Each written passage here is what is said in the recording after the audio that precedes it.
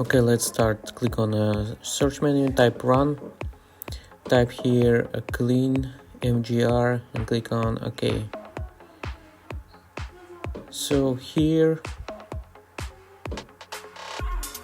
where is your Windows install? Select the drive. Usually it's C drive. Click on OK. New window open. Select all files here.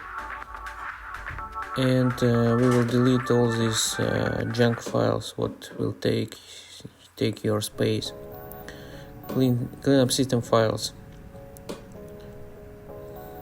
Okay, go back again.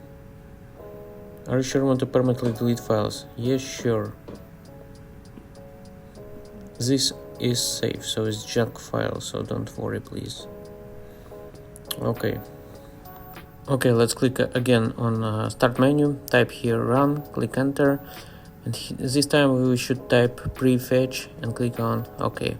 So continue, and here in the folder you can see all temporary files what we should delete. This is easy to make, just click on Ctrl A on your keyboard, right click on a file and click on delete. If some files not possible to delete, just ignore them. Once again click on run, type here temp, click on OK. Okay, here are temporary files, just delete them. If some files not possible to delete, ignore. Now click on run and type following command what you can see on the screen.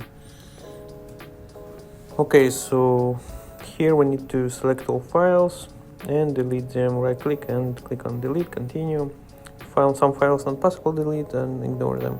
Click on again on run, type here tree command, click on enter, and it will regenerate everything, folders here.